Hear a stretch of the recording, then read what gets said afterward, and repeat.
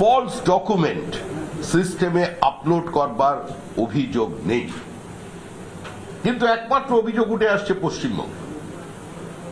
এটা সামগ্রিকভাবে পশ্চিমবঙ্গবাসীর লজ্জা। এর থেকে বড় দুর্ভাগ্যজনক ঘটনা আর কিছু হতে পারে না যে সুপ্রিম কোর্ট নির্দেশ দিচ্ছেন বিচারপতিকে দিয়ে আজকে এই কাজকে সম্পূর্ণ করতে হবে। এর অর্থ কি?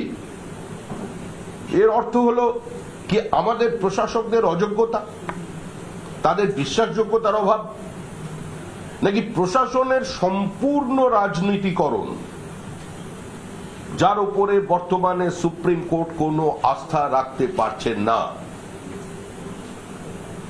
বিচারপতিরা বলছেন এখন যে তাদের নিরাপত্তার প্রয়োজন আছে, অর্থাৎ যে জুডিশিয়ারি ইজ আন্ডার থ্রেট।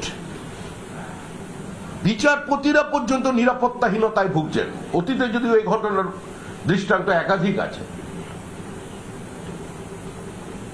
বিভিন্ন ডিস্ট্রিক্ট কোর্টে বিচারপতিদের বেল না দিতে বাধ্য করার জন্য চাপ সৃষ্টি করা হচ্ছে।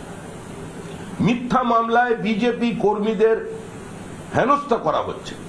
প্রশাসনের সম্পূর্ণ রাজনীতিকরণ হয়ে গেছে এ রাজ্যে। এটা বাম জমানার সমস্ত দৃষ্টান্ত, তারা যা স্থাপন করেছিলেন, তারা যা অবস্থানে নিয়ে গিয়েছিলেন রাজ্যটাকে, সেটাকেও ছাপিয়ে চলে গেছে।